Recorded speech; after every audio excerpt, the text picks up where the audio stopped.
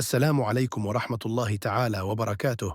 موعد وتوقيت والقنوات الناقلة لمباراة شباب بلوزداد ضد مولودية الجزائر في قمة الجولة ال25 من الرابطة المحترفة الأولى.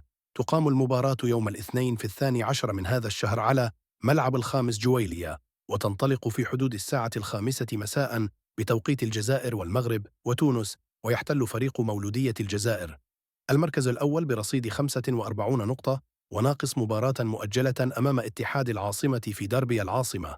أما وصيف الدوري الجزائري شباب بلوزداد يحتل المركز الثاني برصيد 43 نقطة، وبناقص مباراة القنوات الناقلة لمباراة شباب بلوزداد ومولودية الجزائر.